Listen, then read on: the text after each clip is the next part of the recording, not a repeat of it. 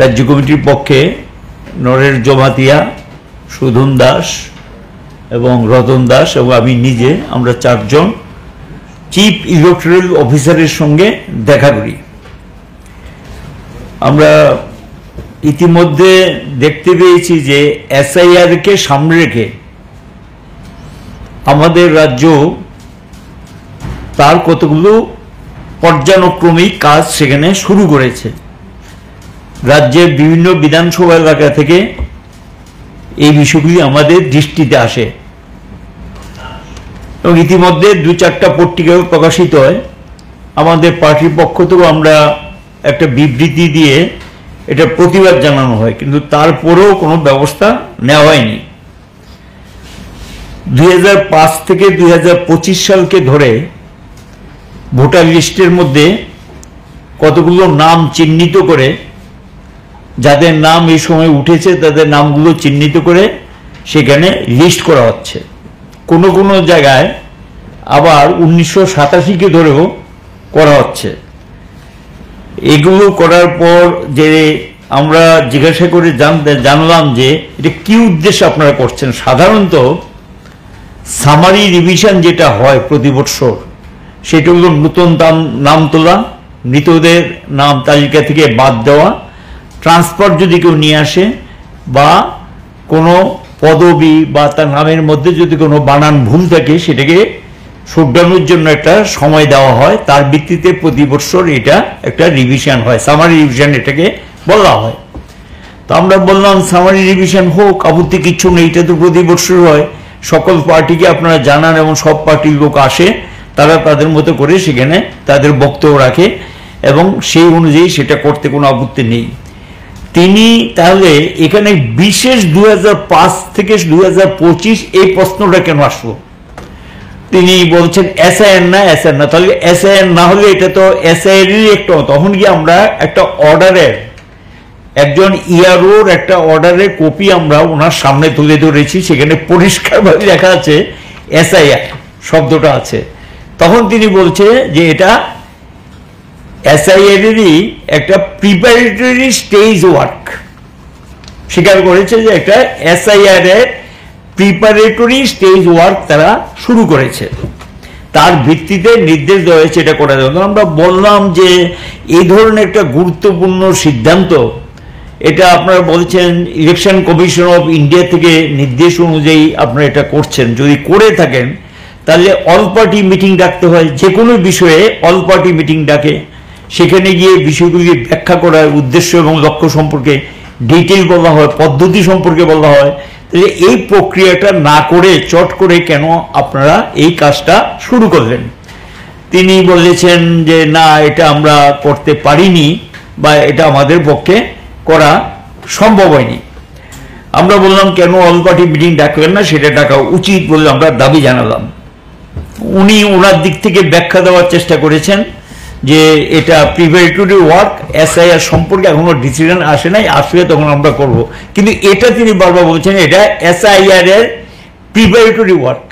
তো একই তো কথা, শুরু হয়তো প্রিপারেটরি ওয়ার্ক দিয়ে সমাধানের মধ্যে। আমরা বললাম গোটা দেশে, বিহারে এরকম এসআইআর করে 60 থেকে 65 লক্ষ নাম সেখানে বাদ দেওয়া হয়েছে এবং এটা নিয়ে সারা দেশে আন্দোলন দেখা দিয়েছে, বিহারেও আন্দোলন হয়েছে, সুপ্রিম কোর্ট পর্যন্ত বিষয়টা গড়িয়েছে এবং মানুষের এই সমস্ত আশঙ্কা দূর না করে একটা ভীতির পরিবেশ তৈরি করার জন্য এটা করা হচ্ছে। এটাকে বন্ধ রেখে, এটাকে স্থগিত রেখে, আমরা বলছি এটাকে স্থগিত রেখে আপনারা অল পার্টি মিটিং ডাকুন, আপনাদের বিষয়টা আপনারা ব্যাখ্যা করে বলুন এবং কি উদ্দেশ্যে কি লক্ষ্য নিয়ে কাজটা আপনারা শুরু করেছেন সেটা ব্যাখ্যা করে বলুন।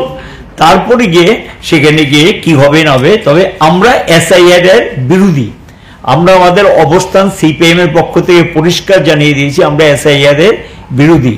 এবং এটা করে প্রকৃত ভোটার যারা গরিব অংশের, বিশেষ করে তফসিল অংশের মানুষ, উপজাতি অংশের মানুষ, সাধারণ গরিব মানুষ এবং মাইগ্রেন্ট লেবার যারা বাইরে গিয়ে কাজ করে, তাদের নামটাই বেশিরভাগ বাদ পড়ার একটা সম্ভাবনা তৈরি হবে। এবং সেখানে গিয়ে এরা এই যে নামগুলো যেগুলো নথিভুক্ত হয়েছে সেগুলো তো আপনারাই করেছেন, এবং আপনারা তখন প্রপার ডকুমেন্ট দেখেই এগুলো নথিভুক্ত করেছেন। তাহলে এখন কেন এই নামগুলো নিয়ে এই প্রশ্নটা আসছে? ঠিক আছে, কোনো নাম নিয়ে যদি কারো অবজেকশন থাকে, ডাউট থাকে, সেটা নিয়ে আপনারা দেখতে পারেন, কিন্তু ইন জেনারেল একটা এজ গ্রুপ ধরে বা একটা ইয়ার ধরে সেখানে এটা করা, এটা তো আশঙ্কা থাকবে এবং মানুষের মধ্যে একটা প্রচন্ড ভয়ভীতি এবং আশঙ্কা তৈরি হয়েছে। এটা যাতে বন্ধ রেখে, স্থগিত রেখে, যাতে তাদের বিষয়টা ব্যাখ্যা করে, সেটা আমরা বলেছি। আর এসআইআর আমাদের রাজ্যে যাতে না করা হয়, এটাও আমরা আমাদের অবস্থানটা পরিষ্কারভাবে আমরা বলেছি। এবং নির্বাচন দপ্তরের এই কাজটা যেইভাবে তারা রাজনৈতিক দলগুলোকে না জানিয়ে করেছেন, এর থেকে আমাদের একটা সন্দেহের উদ্বেগ হয়েছে, সন্দেহ তৈরি হয়েছে সাধারণ মানুষের মধ্যে, আশঙ্কা এবং সন্দেহটা তৈরি হয়েছে। তার মুখ্য কারণ এসআইআর যেখানে শুরু করেছেন সেখানে এই ধরনের নাম বাদ দেওয়ার মধ্য দিয়েই তার একটা প্রকৃত কারণ রয়ে গেছে, মানুষের মধ্যে ভয়ের পরিবেশ তৈরি হতেই পারে। এই পরিস্থিতির মধ্যে আমরা বলেছি যে তখন বললে ইলেকশন কমিশন, আমরা বললাম ইলেকশন কমিশন তো যেটা তৈরি হয়েছে এটা এখন অনেকটা সরকারের অঙ্গুলি হেলনি চলছে, এটা পরোক্ষভাবে সরকার অঙ্গুলি হেলনি এটা চলছে। এবং পিপলস রিপ্রেজেন্টেটিভ অ্যাক্ট যেটা, সেটাকেও ফলো করা হয় না, এটাকে অমান্য করে এগুলো করা হচ্ছে। তখন পিপলস রিপ্রেজেন্টেটিভ অ্যাক্টের মধ্যে পরিষ্কার আছে যে বিষয়গুলি যেভাবে আগে বিগত দিনে গেল দিনগুলিতে হয়েছে, সে পদ্ধতি মেনটেন করলে তো আমাদের কোনো আপত্তির কিছু নেই। এবং এটা যেভাবে করা হচ্ছে সেটা গোপনীয়তার মানে কি, তাহলে একটা কিছু আছে, এবং এই গোপনীয়তার কারণ কি এটাও আমরা জানতে চেয়েছি। এবং আমরা মনে করি যে এটা অগণতান্ত্রিক পদ্ধতিতে ভোটারের ভোটাধিকার কেড়ে নেওয়ার জন্য একটা কৌশলগত অবস্থান, এবং এটা শাসক দলের জনবিচ্ছিন্নতা বাড়ছে এবং মানুষের তাদের কাজকর্মই তাদেরকে জনবিচ্ছিন্ন করে তুলছে, মানুষের ক্ষোভ বিক্ষোভের বহিঃপ্রকাশ ঘটছে। এবং স্বাভাবিক কারণে নির্বাচনে তাদের পক্ষে হয়তো বা জয় পাওয়া খুবই কঠিন। এই লক্ষ্য নিয়ে এখন কমিশনকে কাজে লাগিয়ে তারা চেষ্টা করছে যে অন্য বাঁকা পথে নির্বাচনে জয়ী হওয়া যায় কিনা। প্রকৃত ভোটার যারা গরিব অংশের মানুষ, যারা লাঞ্ছিত বঞ্চিত নানা দিক থেকে ক্ষতিগ্রস্ত, তাদের ক্ষোভ বিক্ষোভে বহিঃপ্রকাশ নানাভাবে ঘটছে। এবং এই আশঙ্কা থেকেই আমরা সন্দেহ করছি যে এই কারণে তাদের নামগুলো বাদ দেওয়া হচ্ছে, তাদের জয়কে নিশ্চিত করার জন্য এই পদক্ষেপ নিচ্ছে, এটা বিরোধিতা আমরা করেছি। এবং এই সঙ্গে কিছু ঘটনা আমরা তুলে ধরেছি। গত 18 সেপ্টেম্বর শান্তিরবাজারে মিটিং ডাকা হয়েছে অল পার্টি, এবং সেখানে এসডিএম অফিসের চত্বরের মধ্যেই আক্রান্ত হয়েছেন আমাদের পার্টির নেতৃত্ব। সেখানে দেখা গেল পুলিশ বা প্রশাসন থেকে যে ব্যবস্থা নেওয়ার কথা, সে উল্টো তাদেরকে যখন হসপিটালে নেওয়া হলো, শান্তিরবাজার হাসপাতালে, হাসপাতাল কর্তৃপক্ষ তাদের নিরাপত্তা দিতে পারবে না, তারা সেখানেও আক্রান্ত হতে পারেন, তৎজলদি তাদেরকে রেফার করে পাঠিয়ে দেওয়া হয়েছে জিবি হাসপাতালে। এবং জিবি হাসপাতাল থেকেও দেখা যায় তাদেরকে সুস্থ শুশ্রূষা যেভাবে করা দরকার সেটা ঠিক সেভাবে করেননি, এবং তাদেরকে জিবি থেকে ছেড়ে দেওয়া হয়েছে। এবং যদি সেখানে অল পার্টি মিটিংয়ে গিয়ে নেতৃত্বরা আক্রান্ত, এখানে তো গণতন্ত্রের কোনো কিছু রইল না, রেসপন্স এই পরিস্থিতি তৈরি হয়েছে। এই ঘটনাটা আমরা উল্লেখ করলাম। গত 19 সেপ্টেম্বর প্রতাপগড়ে বুলডোজার লাগিয়ে আমাদের পার্টি অফিস ভেঙে দেওয়া হয়েছে। একটা মানে সর্বভারতীয় স্বীকৃত পার্টি দলীয় অফিস এই পদ্ধতিতে কি ভেঙে দেওয়া যায়? এটা পদ্ধতিগতভাবে ঠিক কিনা আমরা এটা প্রতিবাদ করেছি এবং বলেছি এটা বন্ধ হওয়া উচিত। এবং সেখানে মামলা হয়েছে, আসামি গ্রেপ্তার হয়েছে কিনা আমরা জানি না। এবং গত 22 সেপ্টেম্বর জম্পুজোড়াতে 18 সেপ্টেম্বর বিএলএদের একটা মিটিং ডাকা হয়েছিল, এবং সেই মিটিংয়ের মধ্যে আমাদের তারা খুব সাহস নিয়ে আমাদের পার্টির লোকাল কমিটির সম্পাদক শ্যামল দেব বর্মা তাদেরকে নিয়ে গেছেন, বিএলএদেরকে এসডিএমই মিটিংটা ডেকেছেন ইয়ারও হিসেবে, সেখানে মিটিংয়ে তারা উপস্থিত হয়েছেন এবং এটা সহ্য করতে পারে না। মথার তারা পরবর্তী সময় গিয়ে 18 তারিখ মিটিংটা হয়েছে, 22 তারিখ গিয়ে তার বাড়িতে তাকে আক্রমণ করা হয়, তাকে রক্তাক্ত করা হয় এবং বাড়ির জিনিসপত্র কিছু ক্ষতিগ্রস্ত করা হয়, এবং এই পরিস্থিতি সেখানে তৈরি করে। তাহলে পার্টি বিএলএরা নিয়ে যাবে, বিএলএ কার? ইলেকশন কমিশন তাদেরকে অ্যাপয়েন্টমেন্ট দিয়েছে এবং একটা পার্টি হয়ে তারা প্রতিনিধিত্ব করে, সেখানে গিয়ে বিএলএরও তার বক্তব্য রাখার যে সামান্যতম অধিকার বা সুযোগ আইনে যেটা আছে, নিয়মে যেটা আছে, নির্দেশিকা যেটা আছে ইলেকশন কমিশনের, সেই নির্দেশিকাটা পর্যন্ত রক্ষা করার জন্য সেখানে নির্বাচন কমিশন তাদের দায়িত্ব নেওয়া বা ব্যবস্থা নেওয়ার ক্ষেত্রে অপারগ হয়েছেন বা ব্যবস্থা নেননি। এবং সেম 19শে সেপ্টেম্বর কমলপুরে এসডিএম ইআরও হিসেবে একটা মিটিং ডেকেছেন। সেই মিটিংয়ের মধ্যেও আগের দিন জানিয়ে দেওয়া হয়েছে এবং আগের দিন থেকে খবর হলো মিটিংয়ে গেলেই সেখানে কমলপুর টাউন হলে আক্রান্ত হবেন। তখন আমাদের দিক থেকে অনুরোধ করে বলা হয়েছে যে আমাদেরকে প্রপার সিকিউরিটি ব্যবস্থা করুন, আমরা এই বিএলএ যারা এই মিটিংয়ে অ্যাটেন্ড করতে চায় এবং আমাদের তারা যাবে, একটা জায়গায় থাকবে, সেখানে সিকিউরিটি অ্যারেঞ্জমেন্ট করুন। এসডিএম শুনলেন এবং আমরা তো নিশ্চিত সেই ব্যবস্থা করবে, কিন্তু পরবর্তী সময় দেখা গেল তিনি কোনো ব্যবস্থা করলেন না। আমাদের তারা সেখানে মিটিংয়ে যেতে পারলেন না এবং সেখানে অন্য দলের লোকদেরকে নিয়ে, এখানে শাসক দলের লোকদেরকে নিয়ে সেই সভা তারা শেষ করেছেন। এই সমস্ত ঘটনাগুলোর থেকে এটা পরিষ্কার যে নির্বাচন কমিশনের এবং নির্বাচন দপ্তর এবং বিশেষ করে ইআরও বা এসডিএম এবং আরক্ষা প্রশাসন ইলেকশনের সঙ্গে যারা যুক্ত তাদেরকে নিরাপত্তা দিতে গিয়ে প্রায় সম্পূর্ণভাবে ব্যর্থ হয়েছেন। এবং আমরা আরও লক্ষ্য করছি আমাদের 4টা পার্টি বিভাগীয় দপ্তর, একটা শান্তিরবাজার, জিরানিয়া, তারপর কমলপুরের মানিক ভান্ডার আর হলো গিয়ে মোহনপুর, এই দপ্তরগুলো আমরা গত বিধানসভা নির্বাচনের আগে ইলেকশন কমিশনের নির্দেশে আমরা খুলেছি, কাজও শুরু করেছিলাম। কিন্তু যেই ভোট শেষ হলো আবার এগুলো শাসক দলের তারা বন্ধ করে দিলেন, ভাঙচুরও করেছে, অগ্নিসংযোগও করেছে। এবং দেখা গেল লোকসভা ভোটের সময় একটু খোলার সুযোগ পেয়েছে, আবারও একই কাজ করলেন। একটা রাজনৈতিক দল, এই ধরনের অনেকগুলো লোকাল কমিটি অফিসও আছে, সেখানে যদি প্রকাশ্যে কাজ না করতে পারেন, কথা না বলতে পারেন, রাজনৈতিক দলের অফিস না খুলতে পারেন, তো এখানে ভোটের কোনো অধিকার মানুষের থাকবে না, কথা বলার অধিকার থাকবে না, গণতান্ত্রিক অধিকার রইল না, একতরফা একদলীয় শাসন ব্যবস্থা, একটা স্বৈরাচারী ব্যবস্থা এখানে কায়েম হয়েছে। এই পরিস্থিতিতে গণতান্ত্রিক পদ্ধতিটা রক্ষা করার জন্য ইলেকশন কমিশনের দৃষ্টি আমরা আকর্ষণ করেছি। তিনি সবটা শোনার পর বলেছেন যে এই বিষয়গুলি তিনি দেখবেন, দেখে কি করা যায়। আমরা বলেছি আমাদের যে বক্তব্য এটা ইলেকশন কমিশন অফ ইন্ডিয়াকে জানানোর জন্য। তিনি বলেছেন ঠিক আছে, আমি ইলেকশন কমিশন অফ ইন্ডিয়াকে জানাবো এবং ইলেকশন কমিশন অফ ইন্ডিয়ার যে গাইডলাইন, সেই গাইডলাইন অনুসরণ করেই তিনি নাকি এই এসআইআর এর এই যে প্রিপারেটরি ওয়ার্কটা, প্রস্তুতিমূলক কাজটা সেখানে শুরু করেছেন, এগুলো ওনার বক্তব্য। যাই হোক, আমরা এসআইআর এর বিরোধিতা করছি, এটা স্থগিত রেখে সর্বদলীয় মিটিং ডাকুক, সেখানে আমরা আমাদের অবস্থান বলবো। আমাদের পার্টি থেকে আগে থেকে আমরা আমাদের অবস্থান পরিষ্কার করে আমরা বলেছি।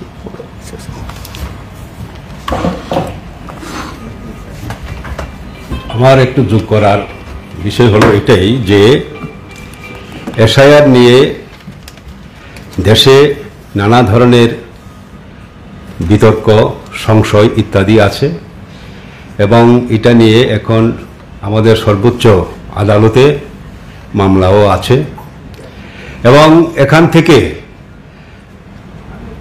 বিভিন্ন বিভ্রান্তি, সংশয় আমরা লক্ষ্য করছি। এই বাংলাভাষী হলেই বাংলাদেশি, তাদের ডিপোর্টেশন বা পুশব্যাক করা, ইলিগেল মাইগ্রেন্ট ইত্যাদি, ইলিগেল মাইগ্রেন্টের পুশব্যাক করতে হবে। এসআইআর, এই ধরনের এসআইআর এর সঙ্গে এই প্রশ্নগুলি এখন যুক্ত হয়ে একটা সংখ্যালঘুদের মনে এবং অন্যদের মনেও নানা ধরনের বিভ্রান্তি দেখা দিয়েছে।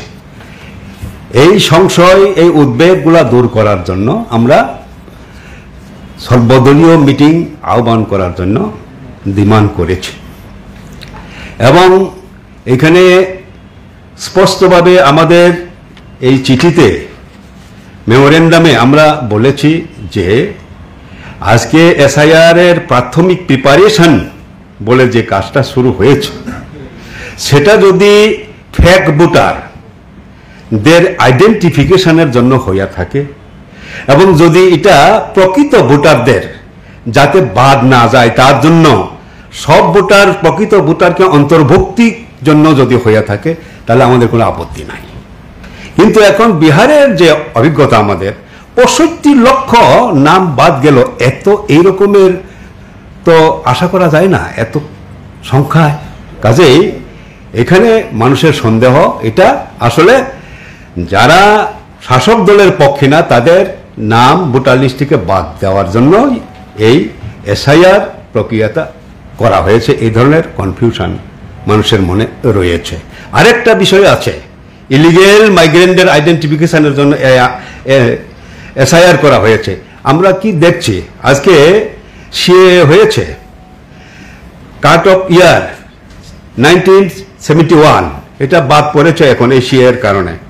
এবং লেটেস্ট যে হোম মিনিস্ট্রি, ইউনিয়ন মিনিস্ট্রির যে সার্কুলার এসেছে, সেখানে বলা হয়েছে 24 সাল পর্যন্ত 31শে ডিসেম্বর যারা এসেছে তারা সবাই লিগ্যাল ধর্মের ভিত্তিতে। এটা যদি হয়ে থাকে তাহলে এসআইআর কোনো রকম ভাবেই আসলে ইলিগেল মাইগ্রেন্টের আইডেন্টিফিকেশনের জন্য না, এটাই তো বোঝা যায়। কারণ যারা এসেছে সবাই লিগ্যাল হয়ে গেল, তাহলে আর কাকে আইডেন্টিফাই করতে চাই তারা? এই ধরনের কনফিউশন দূর করার জন্য আমরা আমাদের ডিমান্ড যাতে ইমিডিয়েট অল পার্টি মিটিং করে মানুষের মনের যে এই বিভ্রান্তি, এই কনফিউশন, এই সংশয় দূর করা হয়, সেটাই আমরা ডিমান্ড করেছি। কর্মসূত্রে যারা বাইরে আছে, এটা আমরা পরিষ্কার বলেছি। এক রাজ্য থেকে, যেমন আমরা বলেছি, যেমন আমাদের রাজ্যে যারা অফিসার তারাও তো বাইরে থেকে আসেন, একসময় নাম থাকে ওইখানে, একসময় এখানে নাম থাকে, কিন্তু একটা লোক দুই জায়গায় নাম থাকতে পারে না। কর্মসূত্রে যদি কেউ বাইরে গিয়ে ইচ্ছাকৃত নাম তোলে সেটা তার ব্যাপার। যদি সে তার রেসিডেন্সিয়াল এলাকায়, বাড়ির এলাকায় নাম রাখতে চায়, এটা কিন্তু বাধা দেওয়া যায় না। পিপলস রিপ্রেজেন্টেটিভ অ্যাক্টে এটাই বলেছে, দুই জায়গায় রাখা যাবে না, এটা আমরা একমত। কিন্তু সেখানে গিয়ে আমরা আশঙ্কা করছি যে কর্মসূত্রে যারা বাইরে গিয়ে কাজ করছেন, এর রাজ্যে কাজ নেই, কোথাও তো কাজ নেই। আমাদের এখান থেকে তো 1 লক্ষের উপর লোক বাইরে গিয়ে কাজ করছেন। আমরা আশঙ্কা করছি এরা অ্যাবসেন্টি বলে, অনেক দিন ধরে বাড়িতে নেই, অ্যাবসেন্টি বলে এগুলো লিস্ট আপ করে আমরা আশঙ্কা করছি যে তাদের নামও, যেটা বিহারে করেছে, তাদের নামও হয়তোবা ভোটার লিস্টে ড্রপ করে দিতে পারে।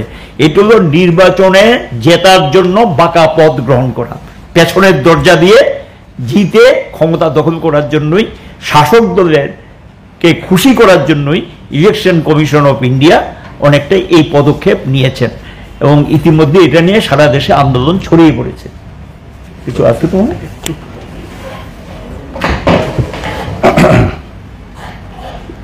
আমাদের সবটাই আলোচনা করেছেন।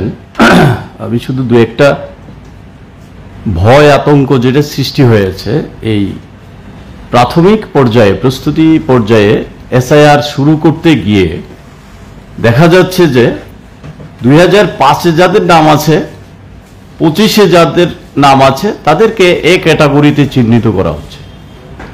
আবার এই 25-এ নাম আছে, 5-এ নেই, তাদের আরেকটা ক্যাটাগরিতে ভাগ করার চেষ্টা হচ্ছে। 1987 সালের আগে জন্ম যাদের একটা ক্যাটাগরি, পরে জন্ম যাদের তাদের আরেকটা ক্যাটাগরি। বিশেষ করে এতে অসুবিধা হয়ে যাচ্ছে 2005-এর পরে যারা মহিলাদের বিবাহ সূত্রে অন্য জায়গায় গেছেন, 2005-এ তাদের নাম নেই, সেই ক্ষেত্রে তাদের মা বাবার নাম আছে কিনা, জন্মের তারিখ, এই সমস্ত ডকুমেন্টস দেখানোর জন্য তাদেরকে বলা হচ্ছে। এতে গিয়ে একটা আতঙ্কের পরিবেশ সৃষ্টি হয়েছে। এই যে বিহারের প্রসঙ্গ বললেন আমাদের নরেশবাবু, এটা ঠিক। বিহারে 65 লক্ষ ভোটারের মধ্যে পিছিয়ে পড়া অংশের মানুষ যারা, দলিত, আদিবাসী, সংখ্যালঘু, এই অংশের গরিব মানুষ যারা, এখানেও ঠিক একই কায়দায় এই গরিব অংশের মানুষের মধ্যে আতঙ্কের পরিবেশ সৃষ্টি হয়েছে। এটা নিয়ে আরেকটা লক্ষ্য করা যাচ্ছে, কিছু লোক আপনার নাম ভোটার লিস্টে এখন কোথায় আছে, কর্মচারী এই আছে কিনা, কেন না, এমনিতেই থাকলে আপনার ভোটার এই নামটা একটু দিন, টেলিফোন নাম্বার। এইভাবে কিছু লোক পরিচিত অপরিচিত এবং বিজেপির যারা বুথ স্তরের লোক, তারা এই সমস্ত কালেকশন করছে। এতেও আরেকটা সন্দেহ বাতাবরণ সৃষ্টি হচ্ছে। একদিকে বিহারের আতঙ্ক, একদিকে এই মহিলারা যারা বিবাহিত হয়ে এসেছেন তারা, মাইগ্রেন্ট ওয়ার্কার যারা, বাইরে কাজ করতে গেছেন, এই সব মিলিয়ে একটা আতঙ্কের পরিবেশ সৃষ্টি হয়েছে। এই কারণেই আমাদের এই আজকের এই ডেপুটেশনে সর্বদলীয় মিটিং করে এই বিষয়গুলি পরিষ্কার করেই সামনের দিকে যাওয়ার জন্য এই বিষয়গুলি তোলা হয়েছে। এসআইআর নিয়ে তিনি প্রথম অস্বীকার করেছিল, তারপরে ওনাদের একটা চিঠির কপি যখন আমরা শুরু করলাম, এবার পরিষ্কার এই অর্ডারটার মধ্যে লেখা এইটা এসআইআর, একবার এই অর্ডারের মধ্যে পরিষ্কার লেখা এসআইআর। তখন গিয়ে বলছে হ্যাঁ ইয়েস এসআইআর, এটা এসআইআর এ গিয়ে প্রাথমিক কাজটা তারা শুরু করেছে। প্রথম তো বলতেই যায়নি, কিন্তু পরে গিয়ে স্বীকার করেছে, তাদের অর্ডারের কপি দেখিয়েছি, দেখানোর পর তারা বলছে এসআইআর একটা প্রাথমিক পদক্ষেপ হিসেবে এই কাজটা আমরা শুরু করেছি। কোনো কোশ্চেন প্রথম বলছে কিছু, কোনো কোশ্চেন? মানে উনি তো কইছে প্রাথমিকভাবে প্রস্তুতিমূলক কাজ হ্যাঁ শুরু করছে। আচ্ছা এটা ছাড়া মানে আপনারা যেটা বিবৃতি দিচ্ছেন এটা তো নতুন যেটা তারা কি কইছে আর কি কাজ করছে, এটা একটার লগে আমরা বলছি আমাদের ডিমান্ড যে এটাকে সাসপেন্ড রেখে, মানে এখন যে কাজটা এটাকে বন্ধ রেখে অল পার্টি মিটিং ডাকা, নাম্বার ওয়ান। আমাদের মেয়রও আমরা বলেছি। দুই, আমাদের যে তখন বলবো এটা আমার কিছু করার নাই, এটা উপর থেকে নির্দেশ এসছে, তখন আমরা উপর কি আপনি কমিউনিকেট করুন, আপনি তো স্টেটের হেড, সে অনুযায়ী আপনি উপরকে ঠিক আছে আমি উপরে পাঠিয়ে দেবো, এটা বলছি উপরে পাঠিয়ে দেবো আর কি এইটা। আর এখন উনি এটাকে জাস্টিফাই করার জন্য ওনার দিক থেকে যে ব্যাখ্যাটা উনি দেওয়ার চেষ্টা করেছেন জাস্টিফাই করার জন্য এসআইআর, এবং এখানে অর্ডারটার মধ্যে দেখা আছে 1/1/2026 টার্গেট করে কাজটা শুরু করেছে 2025-এ। জেনারেলি এই সময় সামারি রিভিশন, কিন্তু এটা এসআইআর এর কাজটা শুরু করেছে এটা থেকে ক্লিয়ার, কারণ এটা এবার কিন্তু তারা টাইটেলের মধ্যে গত অন্যান্যবার লেখে সামারি রিভিশন, আর এবার অর্ডারে লেখেছে এসআইআর। এবং এটাই তিনি মুখে বলেছে যে এটা এসআইআর এর প্রিপারেটরি ওয়ার্ক, মৌখিকভাবে আমাদেরকে বলেছে এটা এসআইআর এর প্রিপারেটরি ওয়ার্ক। এই হলো ঘটনাটা। শুধু সিইউএস তো অন্য কেউ আসতো শুনে এবং ডেপুটি সিও ছিলেন, আরেকজনও ছিলেন, তিনিও সম্ভবত ডেপুটি সিও কিনা আমি ঠিক বলতে পারবো না। একজন উষাজেন মগ যে উনি ছিলেন, সিও ছিলেন, হ্যাঁ ছিলেন, এডিশনাল না, আরেকজনও ছিলেন, তিনজন তারা ছিলেন, এবং সিও নিজেও ছিলেন, এবং ব্রিজেশ পান্ডে ছিলেন, ব্রিজেশ পান্ডে সিও।